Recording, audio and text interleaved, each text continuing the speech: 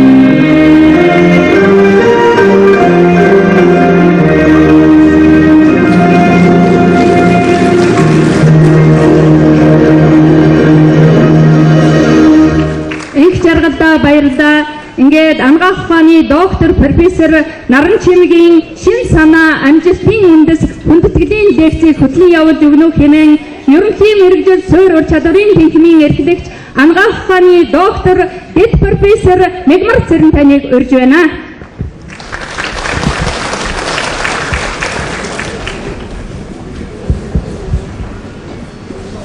Эрхэм хүндэт эрдэмтэн багш нар, үе үеийн төгсөгчд, эмнэлгийн ажилтнууд, хуульчид, өмгөөлөгчд Хувь сахиулах их сургуулийн багш нар, Монгол Улсын их сургуулийн багш нар, шинжлэх ухааны технологийн их сургуулийн багш нар, хуульч өмгөөлөгчдийн холбоо, олон төлөөлөгчд ирсэн та бүхэнд үнэхээр тэнхмийнхээ багш нарын өмнөөс чин сэтгэлийн халуун талархлыг хүргэж байна. Энэхүү хүндэтгэлийн үйл ажиллагааг минь нээж өгөх хүлээн хэмээн анагаах ухааны сургуулийн захирал доктор профессор мөн баярлах штаныг урин залж байна.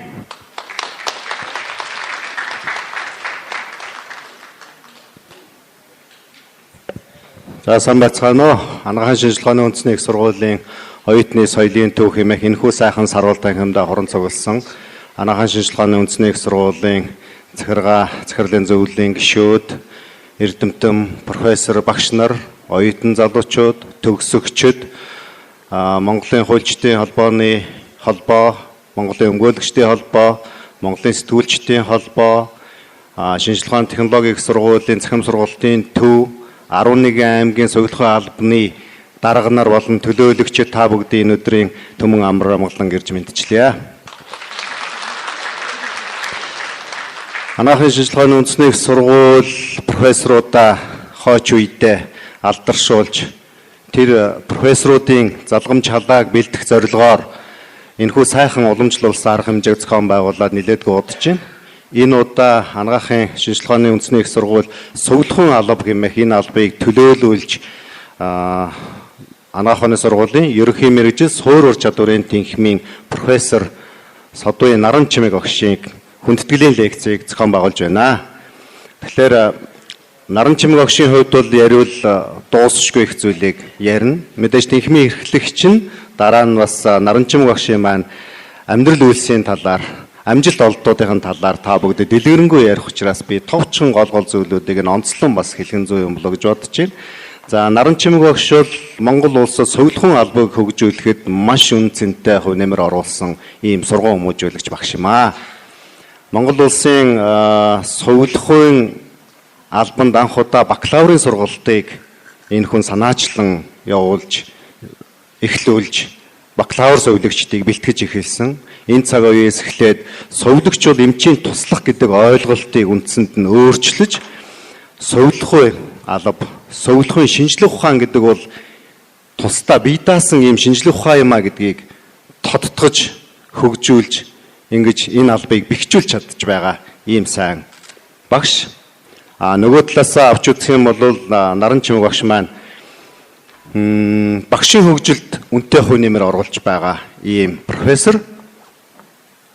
Багшийн хөгжлийн төв дээр энэ анагаахын шинжилгээ ухааны үндэсний их сургуулийн олон зуун багш нарыг, ялангуяа залуу багш нарыг багшуулж, төлөвшүүлэх, багш хүн ямар байдгийг мэдрүүлж, багшийн сайхан зүйлийг нь ойлгуулах энэ сайхан ажилд бол ханцуу шамдлан орсон. Энэ ч утгаараа Наранчимэг багш маань 2008 оноос хойш энэ асуудал суурилсан сургалтыг 11 дахь удаагийн төгсөлтөө хийсэн. Тэгээ 11 тийм ээ? Тэгээ 11 12 уу? За 12 дахь төгсөлтөө дөнгөж саяхан хийгээд энэ олон багш нарыг PBL буюу энэ асуудал суурилсан сургалтаар сургаж төгссөн ийм сайхан хүндтэй багш байна.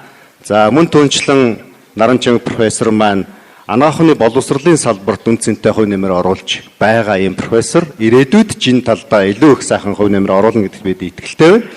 Яг тэгэхээр Наранчимэг багш бол хүний хэмжээний сургалтын хөтөлбөрт харьцаа хандлагын асуудлууд, эргцүүлэн сэтгэхгүй зэрэг энэ мэргэжлийн хүмүүст нэн шаардлагатай энэ талын сургалтын хөтөлбөрүүдийг боловсруулж, шигтгэж энэ талаараа хичээл сургалтуудыг явуулдаг. Нэг үе бид мэдлэгтэй эмч төгсгөл болох юм байна гэж боддог байсан. Дараа нь зөвхөн чаддаг эмч байхтал болох юм байна гэж чадвар эзэмших талд нь анхаарал тавьж ажиллаж байдаг. Гэтэл мэддэг, чаддаг хэрнээ буруу хандлагатай, төлөвшил муутай ийм эмч нар бол үнэхээр эмч болж чаддгүй юм байна. Тийм учраас харьцаа хандлага, эргцүүлэн сэтгэж дүгнэх чадвартай ийм эмч нарыг бэлтгэх нь онцгой чухал юм а гэдгийг ойлгуулж энэ талын хөтөлбөрийг боловсруулж энэ сургалтын хөтөлбөрийн хөгжилд маш их хувь нэмэр оруулж байгаа ийм анагаах ухааны боловсрол судлаач профессор байгаа.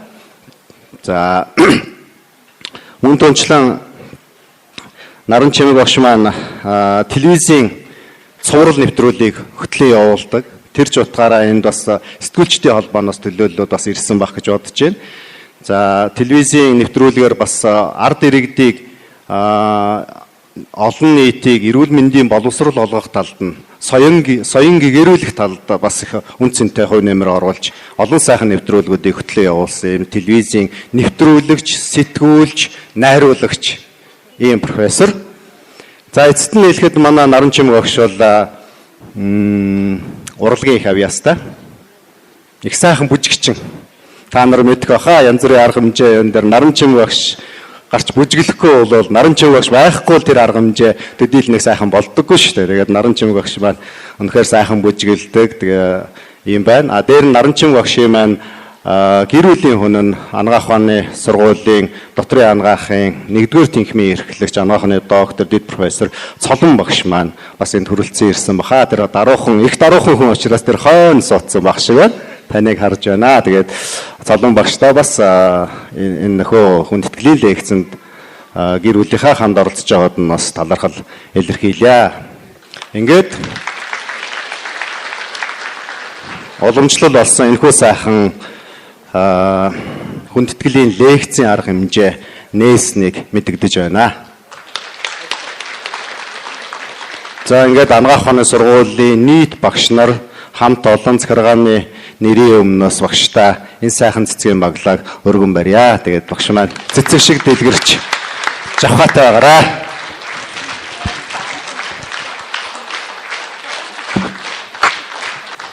За мөнхөр захиралд баярлалаа. За одоо их олон нийтэд сувилахын нараа, харилцааны нараа, хандлагын нараа, за PPL-ийн нараа гэдэг олон хүний одоо түүх намтрыг танилцуулах чагаад их баяртай байна. За манай нараа агшийн одоо намтар түүх их элбэг баян юм байна. Үнэхээр одоо хасаараад их цөөхөн болголоо.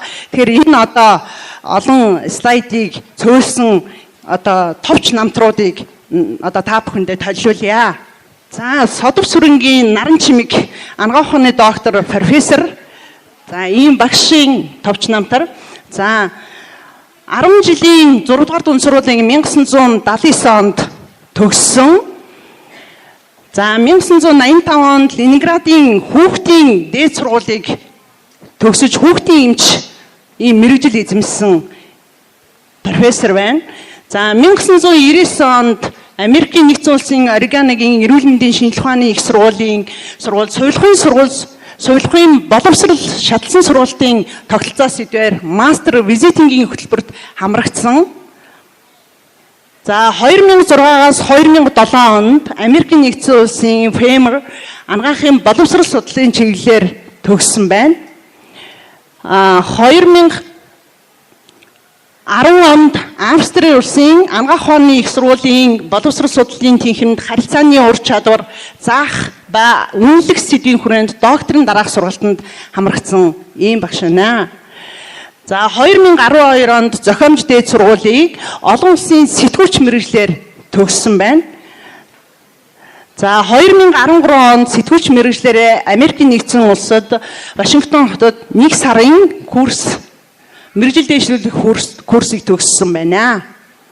За 2015 онд Гонконгийн их сургуулийн боловсрол судлалын тэнхимд маргаашийн дээд боловсрол сэдвээр мэргэжил дэвшлүүлсэн байна. За түүний ажилласан байдлыг одоо танилцуулъя. 1985-аас 95 онд Баянзүрх дүүргийн хүүхдийн эмнэлэгт хүүхдийн эмч тасгийн эрхлэгчээр ажиллаж байсан байна. Тэгэхээр нараагч маань 10 жил хүүхдийн эмчийнхаа мэргэжлэр ажилласан байна. За 1996-аас 2013 оны хооронд анагаах ухааны их сургууль, эрүүл мэндийн шинжилгээ ухааны их сургуульд сургалтын албаны арга зүйч тэнхимийн эрхлэгчээр тус ажиллаж байсан. За 1999 онд Шаасны клиникийн төв эмнэлэгт анх удаага сувилгаа эрхэлсэн орлогч даргаар ажиллаж энэ албыг анх удаага байгуулсан ийм сайхан түүх намтартай байна. За хуучин нэрээр эрүүл мэндийн яамны дэргэд сувилахын мэргэжлийн салбар зөвлөлийг анх удаа байгуулж ажилласан байна. За энийг удирдах 2001-ээс 2010 он хүртэл энэхүү салбарыг удирдах ажилласан түүхтэй. За 2001 онд хуучин нэрээр эрүүл мэнд нийгмийн хамгааллын яамны санаачлагаар Дэлхийн эрүүл мэндийн байгууллагын анхны Монгол зөвлөхөөр ажилласан байна. За 2013 онд Монголын үндэсний олон нийтийн радио телевизийн MN2 суугт эрүүл мэнд хөтөлбөрийг санаачлан 2 цагийн эфирийн шууд нэвтрүүлгийг удирдан явуулж исэн ийм сэтгүүлч мэргэжилтэй хүн байна.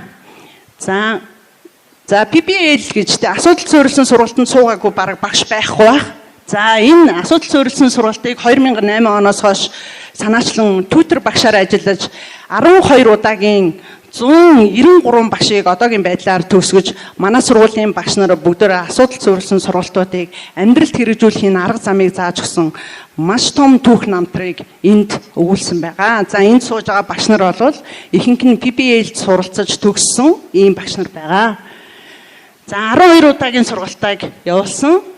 За 1997 онд Анагаах ухааны их сургуульд амьсгалын замын цочмог халдварын үед их эмийн загштай хэрэглээ сэдвээр Анагаах ухааны магистрийн зэргийг хамгаалсан. 2002 онд эрүүл мэндийн шинжилгээ ухааны их сургуульд Монгол улс дахь сургалтын боловсролын сургалтын агуулга шатлсан сургалтын тогтолцоог боловсронгуй болгох сэдвээр Анагаах ухааны докторийн зэрэг хамгаалж байсан байна. За 2008 онд дэд профессор цол хүртэж 2014 онд профессор цолыг хүртсэн байна. За түүний бүтээлээс дурдвал ном сурхичиг, гарын авлага 33, сургалтын кино 5, хянан тохиолдуулсан ном 3, гадаад болон дотоодын төсөлд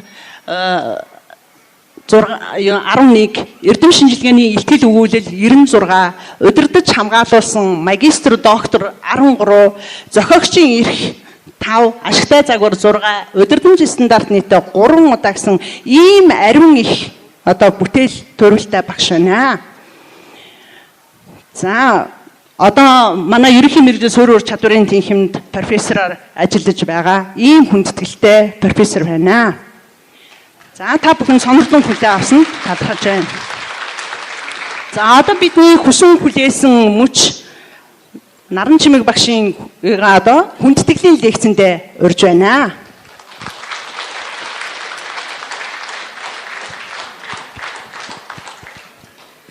За баярлалаа. Үнэхээр сэтгэл хөдлөж байна. Энд Монголын өнцөг булан бүрээс хүмүүс ирсэн байна. Эрхэм хүндтэй профессорууд маань хүндэтгэн хүрэлцэн ирсэн байна. Энд багш нар маань хүрэлцэн ирсэн байна. Мэргэжил нэгт сэтгүүлч нар маань хүрэлцэн ирсэн байна. Монголын хуульч нар бас хүрэлцэн ирсэн байна. Тэгээд та бүхэндээ шин санаа амжилтын үндэс гэдэг лекцэд талуулахад бэлэн боллоо.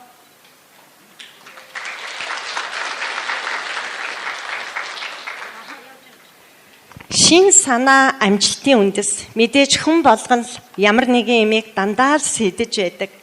Тэгээ шийдсэн зүйл нь нэг л мэдхэд амжилтанд хүрдэг. Тэгвэл өнөөдөр би та бүхэндээ туршлагаа хуваалцахаар энэхүү лекцээ бэлтгэсэн юм аа. Санаа гэдэг бол ердөө нэг л мэдхэд тархинд маань орж гарч байдаг ийм зүйл.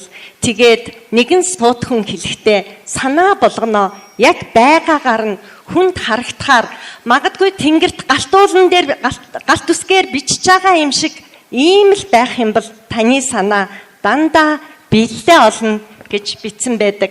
Ганц санаа их хүчийг агуулдаггүй ахна. Нэг санаагаа дахин ярьж бодож магадгүй таныг ойлгох хүмүүст хэлэх тусам хүчин ордог болохыг сууд эрдэмтэд бидэндээс өөрсдийн туршлагаа хэлж үлдээсэн байх нь. Хэдий ч нэ гаргасан санаагаа олон дахин давтан бодно, төдий ч нэ амжилтын үндэс болдог байх нь. Бид томруулдаг шилийг магадгүй нэг цаасан дээр эсвэл өвсөн дээр барих юм бол цааш шатаж, ус шатахыг бид мэдэрдэг шүү дээ. Хэрвээ томруулдаг шилийг хөдөлгөө даах юм бол нарны туяа айж төдийлөн амжилтанд хүрэхгүй. Тэгвэл бидний хэлгээд байгаа энэ шин санаа гэдэг бол ердөө л нэг л зүйлд төвлөрч түүнийгээ дахин бодож, дахин эргцүүлж, бусдаа хуваалцаж ярилцах нь бидний өнөөдрийн ярих энэ үйл ажиллагааны гол үндэс гэдгийг хэлэх гэсэн юм. Тэгэхээр би өнөөдрийн энэ лекцэд туршлагаасаа хуваалцах уу гэж нэрлэлээ. Өнөөдөр дэлхийн анагаахын боловсрол судлал төдийгүй боловсролд онцгой өөрчлөлт гарч ер нь сургалт гэж юу юм бэ гэдэг нь нөгөө талаасаа туршлагаа хуваалцахыг сургалт гэдэг юм байна. Тэгвэл миний хувьд болон энэ мундаг эрдэмтэн багш нар яаж шин санаагаа өнөөдөр хэрэгжүүлсэн бэ гэвэл өөрсдийн олон туршлагаа бас бидэнд хэлж өгөх. Шин санаа хизээ төрдөг вэ? Ердөөл мэдээж ганцаараа байх үед заримдаа шүн дунд гинтхэн шин санаа орж ирдэг. Заримдаа алхаж явхад хамгийн гол нь хөлийн дээс алхахад эх орн маань ийм л байвал бид чинь гайхалтай мундаг эх орноороо бахархах ёстой гэдгийг тэндээс л бас ухаарч мэдэж авдаг. Тэгээд бусдын туршлага яриаг сонсож, бусдын түүхэн амьдралыг ойлгож, анхаарч, судалж байхад аянда энэ шин санаа төрж эхэлдэг гэдгийг бас хэлэх гэсэн юм. Ердөөл тэнгэрт аянга цахиж байгаа мэт гялс гэж нэг л бодол орж ирдэг. Үүнийг бид шин санаа буюу санаачлага гэж нэрлэдэг байна. Шин санаа төрүүл яах вэ? Заримдаа надад тийм юм тохиолддог. Гинт шин санаа төрдөг. Тэгвэл энэ шин санаагаа би шууд л бичиж тэмдэглэж авдаг байна. За ингээд би шин санаа төрөнгүүтээ альва юмыг тэмдэглэж авдаг. Тэгээд надад урам дэм өгөх, миний ажлыг дэмжих хүмүүстэй ярилцдаг. Энэ талаар мэдээлэл авч ном зохиол уншдаг. Тэгээд зарим хүмүүст хэлэхэд маш их шүүмж ирдэг. Эхлээд жоохон гонсгордуу байсан бол өнөөдөр туршлагаасаа мэдэж авлаа. Хичнээн их шүүмж ирэх тусам таны гаргаж байгаа санаа чинь үнэн бодтой зөв юм байна гэдгийг би ойлгож намайг шүүмжилсэн, надад хатуу үг хэлсэн энэ бүх хүмүүс би талархаж явдаг гэдгээ бас хэлмээр байна. Санаагаа амьдралд хэрхэн хэрэгжүүлэх вэ? Өнөөдөр энд суугаа хүмүүс бүгдээрээ хилээндээс алхсан. Оюутан байхдаа галт тэргээр хилт авч байхдаа Монгол орн гэж ийм л агуу ингэж миний нутаг шүлгийг уншаад хоолоо зангируулан хилд авч ирснийг мэдэх Ленинградын төгсөгчд маань бас энд хүрэлцэн ирсэнд бас би талархаж байна. Амьдралыг судалж хүмүүсийн сонирхлыг мэдэж авна. Нөгөө талаасаа бусад улс орн тэр дундаа Америкийн нэгдсэн улс Канадаас сурдаг. Яадаг гэвэл энэ хоёр орн илүү арга зүйг хүмүүс зааж өгдөг. Өнөөдрийн энэ Азийн орнууд дандаа хүмүүсээ Америкийн нэгдсэн улс Канадад сургасан байдаг ахна. Тийм учраас бид айлаас ирэхээс гадна бусад улс орноос арга зүйн суралцах боломж бидний өмнө байна гэдэг бас энд хэлье. Амжилтанд хүрэхийн тулд тухайн хүнээс олон зан чанар шаарддаг. Энэ магадгүй удам дамжин ирсэн байж болно. Магадгүй та өөрөө амьдралынхаа явцад алдаа онон дээрээ суралцсан байдаг. Тэгвэл өнөөдөр амжилтанд хүрэхийн тулд та шударга байх ёстой юм байна. Амжилтанд хүрэхийн тулд өгөөмөр сэтгэлтэй байх, мэрэгдэг түших ухаантай байх, итгэл үнэмшилтэй байх, нөгөө талаасаа үүрэг хариуцлага, ухамсарлах, тууштай байх, үнэнч байх, тэсвэртэй байх гэдэг олон зүйлийг бид өөрийн болгож чадсан цагт бидний боломж ирдэг гэдгийг бас энд хэлмээр байна. Шин санаа дэвшүүлж түүнийг амьдралд хэрэгжүүлэхэд өнөөдөр санаа гаргангуудаа маргааш биелдэггүй маа гэдгийг би өөрхийн туршлагаас мэдэрч байна. Тэгээд гадны нэг суудхан хэлсэн байдаг. Гайхамшигтай санааг ойлгохын тулд нэлээд хугацаа зарцуулдаг. Өнөөдөр магадгүй хэрэгжихгүй байж олно. Тэгвэл энэ санаа чинь хэдэн жилийн дараа, хэдэн зуун жилийн дараа заавалжгүй биелэгдэнэ гэсэн нь үнэхээр бодтой юм а гэдгийг би бас та бүхэнтэй туршлагаасаа хуваалцахаар бэлдсэн гэдгийг хэлэх гэсэн юм. Санаагаа амьдралд хэрэгжүүлэхийн тулд асуудлыг эргцүүлэн бодох ёстой. Өнөөдөр тархиндаа эргцүүлэн бодно гэдг нь бид гарч идэн ашиглан тархиндаа дандаа л гэрэл асааж яах гэсэн үг ахна. Өнөөдөр манай сургууль дээр олон өөрчлөлт гарч уламжлалтын анагаах ухааны сургууль дээр 2 кредитийн сэтгэн бодох эргцүүлэн шийдэх гэсэн хичээл орох болж үүний хөтөлбөрийг бас багаараа боловсруулж байгаадаа бас туйлын их баяртай байгаа гэдгийг бас хэлэх гэсэн юм. Шин санаа дэвшүүлэх бүрд амжилт ирдэг. Хүний ирээдүйд дандаа л өөрт нь байдаг ахна. Тэр түүнд агшин зур тохион энэ бол зурцгийж орж ирэх бодол. Заримдаа бид яагаад би амжилтанд хүрдэг юм бэ? Би лав өөр хүн байх гэж боддог. Тэгвэл та олж авсан нэг санаагаа дахин бодож эргэцүүлэх юм бол аяндаа энэ бодол маань эргээд бүтээл болж амжилтанд хүрэх бүрэн боломжтой гэдгийг хэлэх гэсэн юм. Ингээд би та бүхэнд дэвшүүлсэн санаа болго маань өнөөдөр амьдралд хэрэгжүүлж би өнөөдөр хамгийн баян, хамгийн сэтгэл хангалуун хүн болсныгаа одоо та бүхэнд танилцуулах гэж байна. 1996 онд Анагаах ухааны их сургуульд дунд мэргэжилтэн хариуцсан арга зүйчээр анх ажилд орж ирсэн. Өнөөдөр дунд мэргэжилтэн гэдэг үг үгсийн сангаас хасагдаж эрүүл мэндийн салбарт том өөрчлөлт хийя гэвэл эмч, сувилагч, эмнэлгийн мэргэжилтнүүд нэгэн баг болон ажиллах ёстой гэдгийг өнөөдөр олон эмнэлгүүдийн туршлага харуулсаар байна. 1996 онд Анагаах ухааны их сургуулийн эрдмийн зөвлөлөөр сувилагч хүн боловсрол нь шатлсан сургалтаар явагдах ёстой гэдгийг эрдмийн зөвлөлөөр хэлэлцүүлж байсан юм. 1996-нд сувилахын сургууль буюу хуучин нэрээр Анагаах ухааны коллеж анх удаа сувилагч нарыг бакалаврын зэрэгтээ бэлтгэж сувилахын шинжилгээ ухааныг суурийг тавьсан олон сувилахын багш нараас энд хүрэлцэн ирсэнд би бас 2001-ээс 2001 онд бид багаараа ажиллаж Анагаах ухааны сургууль дээр сувилахын тэнхимийг байгуулсан юм. Энэ тэнхим нь зөвхөн Монгол улсын хэмжээний сувилагч нарын мэрэгжил дээшлүүлэх ажлыг хариуцаа зогсоогүй, сувилагч нартаа нэгэн баг болон ажилдаг эмч нартаа сувилагч мэрэгжил гэж юу юм? Сувилагчаа хүндэтгэх баг болон ажиллах тухай олон ажлыг бид санаачлан хийж, дипломын боловсролтой сувилагч нарт ажиллаа хийнгээ сургалтыг зохион байгуулж 18 аймаг 24 сумын 96 сувилагч, Улаанбаатар хотын 28 хувийн ба улсын эмнэлгийн 188 сувилагч ажилласаа хүндээрүүлэлгүйгээр ажиллаа хийнгээ дээд боловсрал эзэмсэн олон шавнар маань бас энд хүрэлцэн ирсэн байна. Энэ сургалт нь жилийн 4 улиралтай, нэг улирал нь 17 хоног үргэлжилдэг, жинхэнэ утгаараа кредитт системд орсныг хоёрхан зүйлээр тодорхойлж олдгийн нэг нь нэг хичээл 7 хоногт нэг удаа ордог, нэг багш нэг хичээлээ дээдл нь хоёрхан цаг заадаг ийм тогтолцоо руу шилжсэн учраас манай профессор Пүрвдэрч агшаас ихсүүлээд олон профессорууд өнөөдөр багш оюутан сувилагч нарт маань хичээл зааж өнөөдрийн энэ их амжилтанд хүрэхэд онцгой хувь нэмрээ оруулсан гэдгийг би бас энэ зашрамд хэлмээр байна. 2006 онд сувилагч нар Америкийн нэгдсэн улсын сургалтанд суралцж ирээд 2 жилээр суралцах бүрэн боломжтой юм байна.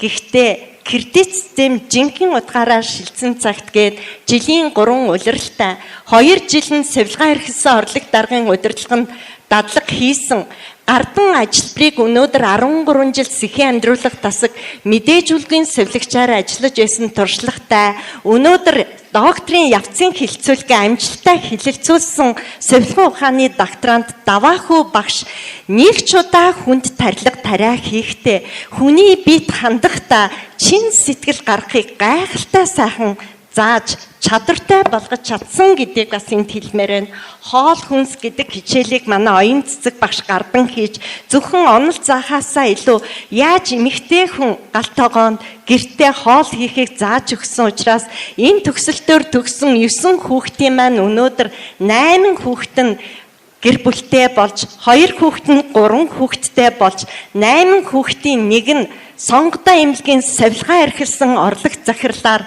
1 сувилагч интернет эмнэлгийн сувилагчаар 2 сувилагч Булган аймгийн онцгой байдлын мэрэгчлэнээр 1 сувилагч улсын 1-р эмнэлгийн хагалгааны нэгдсэн тасгийн хагалгааны сувилагчаар ажиллаж чадсан байна. 2 жилээр яаж хүмүүс өөрсдийгөө өөрчилж шатлсан бакалавраар мэрэгжлээ дээшлүүлэн мөн түнчлэн магистрийн сургалтанд суралцж чаддгийг энэ 9 хүүхэд маань гайхалтай сайхан харуулж ёсүүлээ өнөөдөр хүрэлцэн ирсэнд бас талархаж байна гэдгийг хэлмээр байна.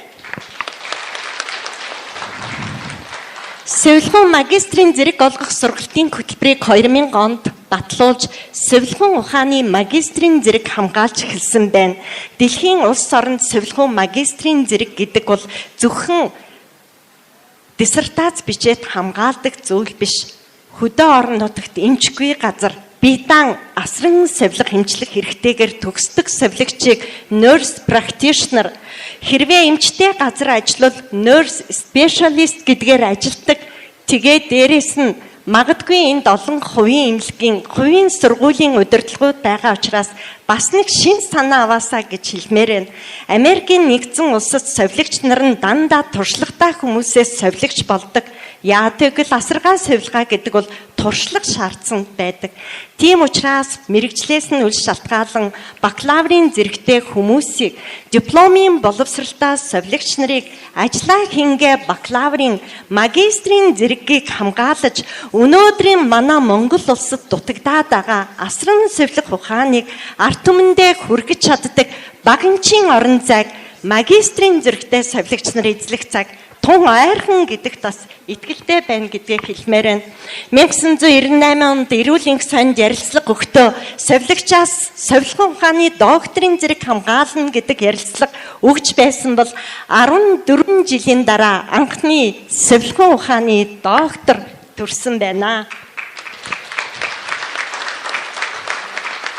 Ангаах ухааны их сургуулийн эмнэлгийн ажлын мэргэжил дээшлүүлэх сургалтын төвөөс зохион байгуулж, ангаахын төгслийн дараах сургалтын төлгөө багшийн заах арга зүй семинарт хандлагын тухай ойлголт гэдэг илтгэлийг хэлцүүлсэн юм. Өнөөдрийн энэ зурагт байгаа эрдэмтэн профессорын зарим нь бурхны оронд очисон байна. Залуу хүмүүс нь дунд үеэ эзэлсэн байна. Дунд үе нь аль хэдийнэ ахмад үелөө орсон байна. Амьдралын зам ийм л байдаг. Ингээд бид энд түрүүнд манай ангаах ухааны сургуулийн захирал профессор Мөнх Баярлах багш онцлон тэмдэглэсэн мэдлэгтэй байх, чадвартай байхаас гадна хандлагатай, сэтгэлтэй байх ёстой гэдгийг 10 жил хүүхдийн эмчээр ажиллаж байхдаа анзаарж энэ семинараар хэлцүүлсэн бол өнөөдөр 18 жилийн дараа хандлага гэдэг үг дээд боловсролын хуулинд орохоор болсон байна. 2008 оноос хойш багш нарт зориулсан асуудал суурилсан сургалтыг сургууль дээрээ 12 удаа эрүүл мэндийн хөгжлийн үндэсний төвийн хүсэлт санаачлагаар эмч нараас 2 удаа, совилогч нараас 2 удаа зохион байгуулж энэ сургалтыг төгссөн олон эмч совилогч нар маань амьдралдаа ямар том өөрчлөлт хийснээ харангүй хуваалцаж байгаа. Бас энэ зүүтэр багш нар энд бас хүрэлцэн ирсэн байна. Ингээд сургалтын 3 өрөөг 98 оноос санаачлан зохион байгуулалт тогтжуулж ирээд 2015 онд багшийн хөгжлийн төв албан ёсоор байгуулагдсан байна гэдгийг хэлэхэд бас таатай байна. Өнөөдөр манай сургууль дээр маш олон төсөл хэрэгжиж байгаагийн нэг нь КОИКАгийн төсөл. Өнөөдөр КОИКАгийн хөгжлийн төлөө хамтдаа гэдэг төслөөс олж авсан нэг санаа нь асуудлаа бид ярих ёсгүй юм байна. Амжилтаа дандаа ярий. Сул талаа ярихгүй юм байна. Давуу талаа ярий гэсэн учраас асуудал суурилт суралцах сургалтаа амьдрал суурилт суралцах гэдэг нэрээр өөрчилж энэ сургалт маань өнөөдөр хууль сайхуулахын их сургуулиас 4, шүтээсээс 1, мүүсээс 1, ач ангаах ухааны дээд сургуулиас 1, ангаахын шинжилгээний үндэсний их сургуулийн бүрэлдэхүүн 5 сургуулиас 11 багш өнөөдөр суралцаж байна гэдгийг бас хэлмээр байна. 1985 онд совилогч эмчээр ажиллаж байхдаа яагаад совилогч нар зөвхөн эмчийн хэлснээр ажиллаа хийдэг юм болоо? Яагаад совилогч нар бие даасан үйл ажиллагаа явуулдгүй юм болоо гэсэн санаа, бодол тээж байсан юм. Ингээд 16 жилийн дараа совилгаа эрхэлсэн орлого даргаар ажиллаж, анхны совилгааны албыг байгуулж, анхны хөдөө орон нутгийн 21 аймгаас ирсэн совилогч нартаа ерөнхий совилогч нарыг бодлогоор бэлтгэсгээд өнөөдөр цаг заваа гарган алс холын замыг туулж хөвсгөл, арханга, баян хонгор, орхон, төв, өөр ханга, завхан, хинти, дорнод мөн алс дүүргийн багнуур, налайхын совилгын албаны дарга нар энд бас хүрэлцэн ирсэн талархаж байна.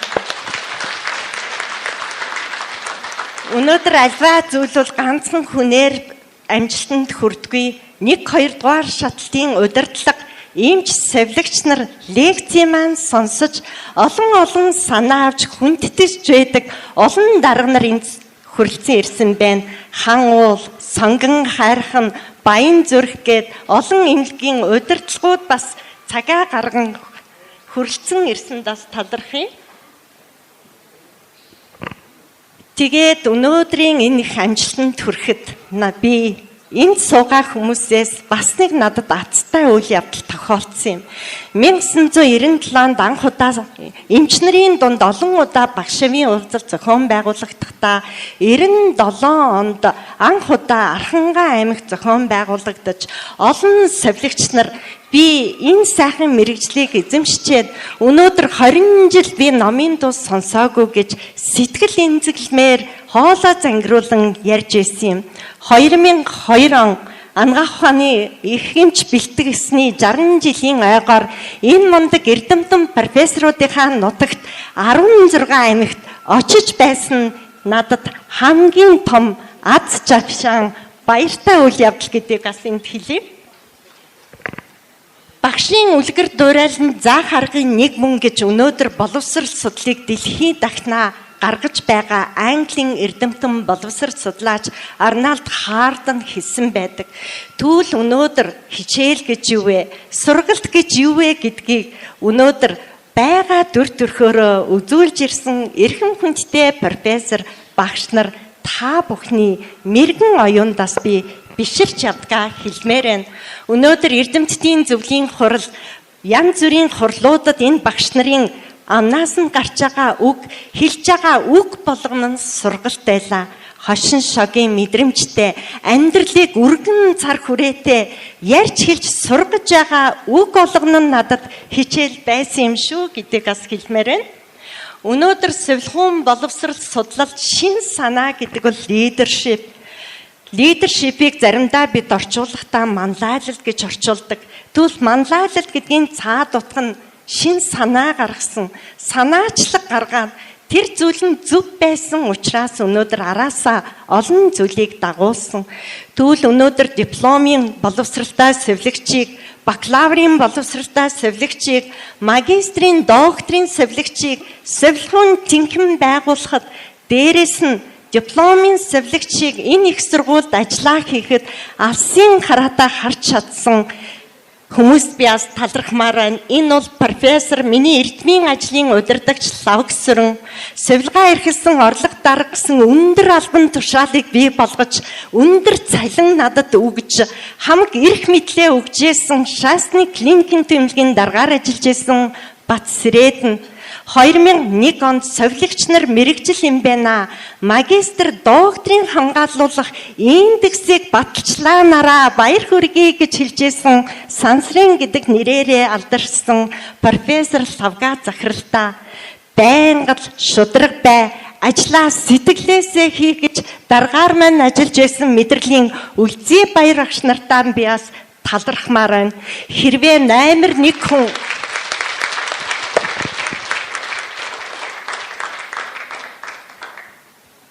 багш хүн нэг л зүйлийг санаачлаад түүнийг нь ойлгох, хамт олон дэмжих профессор шууд зөвшөөрөх удирдлага байхгүй бол өнөөдөр би юу ч ярьж чадахгүй байлаа. Тэгэхээр эдгээр хүмүүсийн гавьяа гэдгийг хэлэх гэсэн юм. Энд байгаа бүх хүмүүс миний багш нар. Дөнгөж 23 настай Ленинградын хүүхдийн чин дээд сургуулийг төгсөөд Ниран эмч олон гэхэд эрүүл мэндийн яам газар ийм том дэлхийд ганцхан байдаг хүүхдийн чин дээд сургуулийг төгсчөөд хамгийн амархан газар чи ажиллах гэж юу найрамдал дүүргийн хүүхдийн эмнэлэгт ажиллах ёстой гэж тэнд ажлын гараагаа эхэлж шууд л шин эмч гээд 30 стор хүүхдийн амнаас хариуцуулаад анхныхаа жижигүрт гарсан юм. Энд бас анх удаа жижигүрт гарахад хоёр савилагч маань шин савилагч. Тэгээд би савилагч нартаа яана зөндөө олон имчилгээ хиймээр байна. Та бүхэн шин, би бас шин гэхэд хоёр савилагч маань нараа эмчээ санаа зовлтгүй. Бит чинь хүний лам аврах ёстой шүү гэд мөг цэцэг, алтан цэцэг савилагч маань анх имч болоход анхны багш нар нь байлаа. эднэр маань бас хүрэлцэн ирсэнд талархаж байна. Өнөөдөр энд байгаа олон хүмүүс тэр дундаа оюутнууд биднэрт маш их хичээл зааж байна. Өнөөдөр сургалтын бодлого зохицуулалтын газрын зөв бодлогоор бид өнгөрсөн жилээс харилцааны ур чадрын хичээл зааж хүн бусдад хэдий ч нэ өөрсдөө заана төдий ч нэ сурдаг гэдгээр оюутнууд хичээлээ удирдан явуулж байгаа энэ байдлыг хараад өнөөгийн залуу үе ямар агуу болсон тэднээс бид суралцах юм их байна гэж оюутнуудаараа бас бахархдаг гэдгээ хэлмээр байна. Амьдралын хамгийн чухал үе зовлон жаргалыг хуваалцаж байдаг найз нартаа бас баярлалаа. Анх эмч болоход магадгүй хүний амнаас алдахад хамтдаа уйлж исэн эмч нараас энд цугласан байна.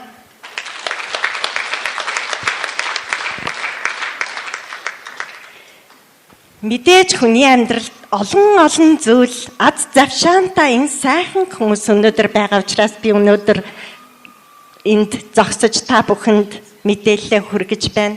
Гэхдээ намайг эргэтэн бүтэн төрүүлсэн харах мэлмидээ бодох ухаантай удам дамжуулах гэсэн аавынхаа тухай би бас энд хэдэг үг хэлэх гэсэн юм. Аав маань 16 настай Сэлэнг аймгийн шүүхийн дарга, 18 настай Төв аймгийн шүүхийн дарга, 23 настай хотын шүүхийн орлог даргаар ажиллаж агаад Москвагийн Ломоносовын их сургуульд хууль зүйн ухааны хуулийн мэрэгчлэр сургуулаа төгсөж ирээд хуульч хүн мэрэгчлээ байх ёстой юм байна, боловсралтай байх ёстой юм байна гэд хууль зүйн анхны дунд сургуулийн анхны хичээлийн эрхлэгчээр ажиллаж мөн хуульч нар судалгаатай ажиллах ёстой гэд Ширэндэв актимчин удирдлаганд шинжлэх ухааны актим философи социологийн хүрээлэнгийн хэлцээг байгуулж анхны эрдэмтдийн эрдмийн ажлыг удирдсан байдаг. Одоогоос 7-8 жилийн өмнө хууль зүйн үндэсний төвийн харилцааны тухай, хандлагын тухай, анагаахын шинжлэх ухааны үндэсний их сургууль илүү ихийг заадгийн байна гэд оюуны бүтээлийг маань үнэлж хуйлч, өмгөөлөгч, авилгатаа тэмцэх газрынхан, прокурор, натраадч гээд олон хүмүүс лекц уншиж хахад өмгөөлөгчдийн холбооны Ганбаатар дарга би чин хуйлч хүн биш шүү дээ гэж хэлэхэд нь та амьдралыг хуулийн энэ их зүйлийг өөрийн биеэр мэдэрсэн хүн шүү дээ гэж бас урам дэм өгж байдагт нь талархаж байна. Энд би бас ээжийн тухай хэлмээр байна. Өнөөдөр ээж маань эрүүл амьдрах ухааныг надад сургасан. 1984 онд 5 дугаар курсэд сурч байхад эгчээс маань аимшигтай захиа ирж ээж маань хорт хавдар өвчнөөр өвчлсөн. Магадгүй ээжгүй боллоо гэхдээ би ихэд уйлж бүтэн 10 хоног уйлж яагаад би чинь им чолоол ээжтэй аавда туслах ёстой юм биш үү? Амьдрал ийм хатуу гэж юу гэж бодож нэгэнт найдваргүй болсон учраас ямар ч хийсэн төгссөн сурч байгаа сургуулийн багш нартаа үзүүлээгээд ээжигээ урьсан юм. Тэгээд Москвад очиж тосож авахад 3 дугаар курсэд хавдрын хичээлээр үтсэн бүхэл шинж тэмдэг ээжт маань байсан. Гэхдээ шалгалттай байсан учраас илүү шалгалтандаа анхаарад ээж маань анхны ачтай болсон учраас дэлгүүр хашаа их явж Оросын хоол маш хамттай байсан учраас идэж уужсэн. Таачин хавдартаа мөртлөө яасан их иддгийм бэ гэхэд тэгээ жингийн үсгэд 3 кг таргалсан байсан. Ингээд ээж маань энийг мэдэн гутаа би чинь бүр айхтар хэцүү байдалд хүрээгүй юм байна гэд оюун ухаан сэтгэл хоёроо өөрийгөө эмчилж чадаж 90 наснда одоо цаг маань боллоо. Би бурхны оронд авторч очих ёстой юм байна гэд тайван замаар хорвоог орхисон юм. Энд би бас асаргаа сувилгааны үн цэнийг хэлмээр байна. Сувилгуу гэж ярьсан мөртлөө хамгийн энгийн юмыг би мдэггүйгээ сая ээж дээрээ мэдсэн. Найр илүү унтаа байдалд орж яолж эхлэхээр нь чаддгаараа л өвчин намдаах тариа хийсэн. Сүүлдээ бүр яолаа тэсэхгүй болохоор нь нөгөө морфин, парамедол юу л бол хийндэ гэж бодсон. Ингээд хөнгөвчлөх хэмжлэгээний багийнхан руу уцтахад ээж чинь хавдар өвчин байгаа юу? Архаг өвчин байгаа юу гэхэд аль нь ч байхгүй гэхэд тэгвэл бидний тусламж хэрэггүй юм байна. Магадгүй холгол цооролтоос олж өвдөөд байгаа юм биш үү гэсэн. Ингээд сувилхан эрдэмтэд маань, сувилхан шавнар маань хүрлцэн ирээд хизээч хүнд удаан хэвтгэд сүүлний тосоор тосолдгүй өдөрт 3-4 удаа угаалга хийж хөх спиртээр арчиж байвал ямар ч одоо цооролт холголт болохгүй гэдгийг хийж ингээд 5 хоног хийсний дараа ямар ч өвчин намдаахгүйгээр 50 нарс учраас ээчиг маань хорвоогоос буцахад надтай хамт хийсэн шанартаа бас баярлаа.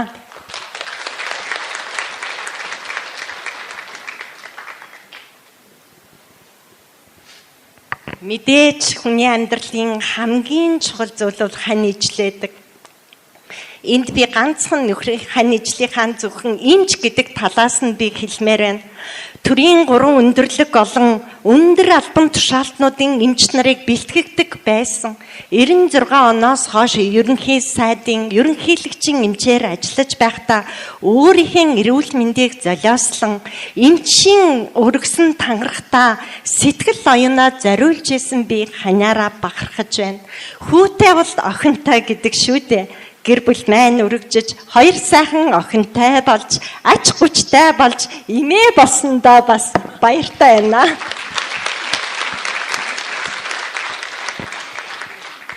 Эрүүл мэндийг хамгаалах, дэмжих, хадгалах, эрүүл аж төрөх, боловсрал олгох, туслах, сургах, зөвлөх, хөнгөн хэлбэрийн үед асаргаа сувилгаагаар илааршуулах үйлийг судалдаг ухааныг дэлхийн улс оронд совилхон шинжилгаан гэдэг юм байна. Эртний монголчууд тижээхэн ухаан гэж нэрлсэн байна. Ийм л мэрэгчлэнийг ард иргэд хүсдэг болжээ. Ингээд совилогч мэрэгчлэнүүд энэ их өргөөнд хүрэлцэн ирсэн бүх хүмүүс талархлаа илэрхийлж хүндэтгэл үзүүлэн амьдралын хамгийн чухал зүйл эрүүл мэнд юм байна шүү гэд эрүүл амьдрах ухаанаа эдээний аршаан болсон усыг та бүхэнд бүгдд нь бэлэг барьж байна.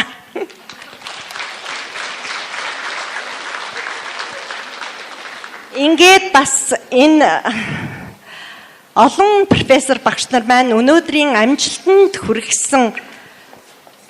гэж өнөөдрийг хүртэл ийм боломжийг олгоход үнэтэй хувь нэмрээ оруулсан учраас манай анхны бакалаврын ангийн дарга улсын 1-р төв эмнэлгийн сургалт хариуцсан мэрэгчлэн оюун гэрлийг би бас хичээл заалгаж исэн эрдэмтэн профессор нартаа бас хүндэтгэл үзүүлнэ гэдгийг дамжуулмаар байна. Яадаг гэвэл өнөөдөр анхны төгсөлт хэрвээ хичээлээ тасалдаг байсан бол анхны төгсөлт хэрвээ замбраагүй байсан бол өнөөдөр бид нар ийм амжилтанд хүрэхгүй байхсан. Ингээд оюун гэрэл таныг урья. Энд хуран цугларсан эрхэм хүндэт профессор багш нар мөн эмч сувлэг тусгай мэрэгчлэнгөө та бүхэндээ энэ өдрийн халуун мэндийг хүргэж багшийнхаа лекцэнд хүрэлцэн ирсэндээ баяртай байгаагаа мэдэгдэж байна. Ингээд 2001-ээс 2003 онд чаталсан бакалаврын анхны орой ангийг анги болж төгсөн ангийн хамт олонныхоо нэрийн өмнөөс мөн суралцаж төгсөн нийт сувлэгч нарынхаа нэрийн өмнөөс та бүхэндээ эрүүлийн хад жаргал хамгийн сайн сайхан бүхнийг хүсэн өрөөж байна. Сувилхан боловсролын шатсан сургалтыг санаачлан зохион байгуулж дипломын боловсролтой сувилагч биднийг ажиллаа хингийн суралцах боломжийг олгосон наран чимэг багш болон сургуулийн үеийн удирдлагуудаа талархаж байгаагаа илэрхийлж байна. Хэрв та бүхний дэмжлэг тусалцаагүй байсан бол сувилагч бид нар өнөөдөр бакалаврын, магистрийн, докторийн зэрэг хамгаалan суралцах боломжгүй байсан юм а. Тэгвэл сургуулийн удирдлага, эрдэмтэн багш та бүхнийхээ тусламж дэмжлэгээр өнөөдөр Монгол улсад 5 доктор, 70 гаруй сувилагч, магистр хамгаалan олон сувилагч нар өнөөдөр боловсролын зэрэгээ ахиулахаар шамдан суралцж байна. Энд хүрэлцэн ирсэн эрдэмтэн багш нартаа чин сэтгэлийн талархлаа илэрхийлж багш шавын ариун барилгыг илтгэсэн алтан шаргал сарнай цэцгээр сэтгэлийн медалга өргөж байгааг минь хүлээн авна уу.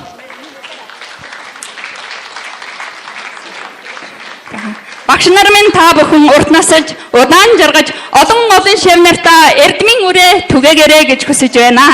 Мөн энд хүрэлцэн ирсэн эрхэм хүндэт сувилагч нартаа амьдрал өхлийн заг дээр аврал ирсэн хүмүүний сэтгэл итгэлийн сэнтий задарч сувилхэн их үстэй улам их амжилт гаргахыг хүсэн өрөөж байна. Сувилгаан шинжилгээ ухаан улам өсөн дэвжих болтугай.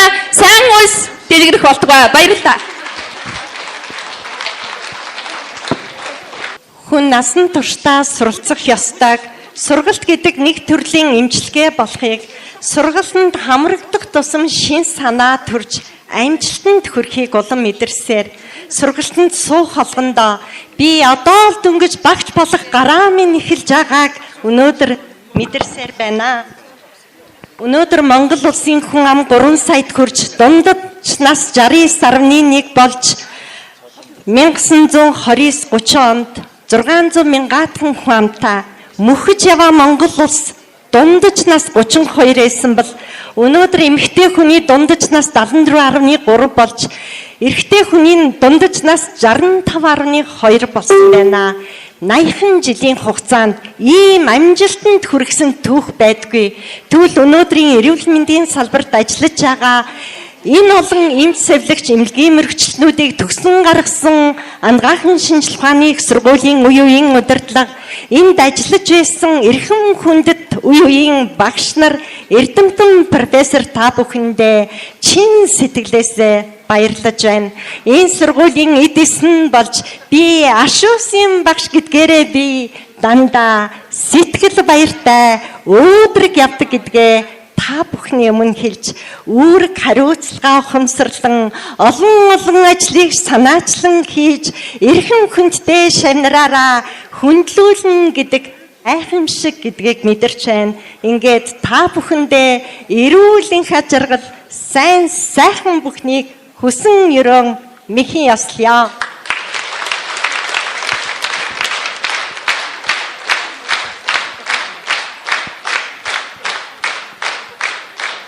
За хүнд хамгийн түргэн бөгөөд хамгийн яаралтай хэлэх үг бол баярлалаа л гэдэг үг байдیں۔ Гинлээ.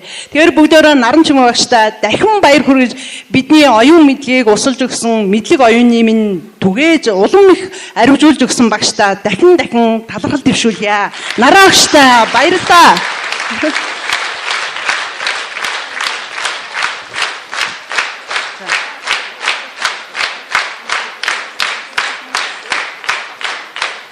За одоо бидний асуулт хариултын цаг нараа багшаас асуучих юмсан, асуултанда хариулт авчих юмсан гэж бодож явсан асуултуудаа та бүхнийг тавьж нараа багшаас хариулт авна уу хэмээн хүсэж байна. За надад асуугаад олон байхгүй ганцхан юм асуугаад.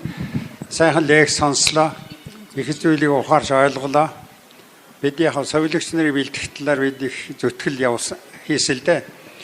Тэгээ совилогч нарынхаа тухай ер нь Монголын совилогч нарын алба хөгжсөний түүх гэж одоо их том юм байгаа. Тэрийг одоо бичих санаачлага байна уу гэдгийг л асуух гэсэн өөр юмгүй. За энэ шинжилэл ба түүх номоо 2014 онд шавнартайгаа хийсэн. Тэгээд энийг хийхийн тулд гэртээ бүтэн 1 сар ажиллуулсан байгаа. Өглөө 8 цагаас ахуулаад орой 6 цаг хүртэл тарахаар тэгээ заримийнх нь гэр бүлийнхэн танаа наран чимэг багш хатуу харгас хിവэрэл байна да гэж хэлжсэн. Тэгээд бид 16 жилийн түүхээ та бүхэнд ярьсан олон санааг шинжилэл ба түүх гэдэг номондоо 14 онд хийж бүтээсэн байгаа. 24.5 хэвлийн худас А4-ийн ном байгаа. Багшаа баярлалаа. За сайн байцгаана уу? Би наран чимэг багшийн одоо уг нь багш нь байгаа, бас шавин байгаа. Тэгээд одоо ингээд айл мэдэхгүй болчиход байгаа. Тэгээд энэ наран чимэг багш маань манай зохиомжтой сургуулийн сэтгүүл зүйн ангийг сэтгүүлч мэргэжлэр төгссөн. Олон улсын сэтгүүлч мэргэжлэр. Тэгээд Монголын сэтгүүлчдийн нэгдсэн эвлэлийн нэг даалгавраар явж байгаа. Тэгээд энэ өнөөдөр энэ Монголын сэтгүүлчдийн нэгдсэн эвлэл Содов сүрэн овогтой наран чимэг таныг Монголын сэтгүүлчдийн нэгдсэн эвлэлийн жинхэнэ гишүүн мөн тул үнэлэх олгоо 2018 оны 12 сарын 31 хүртэл хүчинтэй гэсэн энэ үнэлгийг өгөөж гэж. Тэгээ Монголын сэтгүүл зүйн эрүүл мэндийн сэтгүүлчээр одоо анх удаага тодорч байна. Тэгэхээр энэ анх удаа эрүүл мэндийн сэтгүүлч гэдэг чинь бол ер нь байхгүй шүү дээ. Одоо эрүүл мэндийн сэтгүүл зөвлөлийг хийдэг хүн байхгүй наа. Одоо наран чимэг өгчтаа баярлалаа гэж энэ үнэлэх нь гадуулъя. За багштай амжилт хүсье. За бидний урилгыг хүлээн авсан, энд хүрэлцэн ирсэн эрдэмтэн багш нар, үе үеийн төгсөгчд нь Нараа багшийн өөрийнх нь Ленинград хотод төгссөн ангийн хамт олон оюутан залуус, эрүүл мэндийн байгууллагад ажиллаж байгаа их юм суурьлагч, шинжлэх ухааны технологийн их сургууль, Монгол Улсын их сургууль, хууль цахиулах их сургууль, хуульч өмгөөлөгчдийн холбооны төлөөлөл, сэтгүүлчид та бүхэнд энд хүрэлцэн ирж бидний урилгыг хүлээн авч энэхүү лекцийг минь сонирдон хүлээн авсан та бүхэнд талархлаа илэрхийлье. За энэхүү лекц маань үүгээр өндөрлж байна.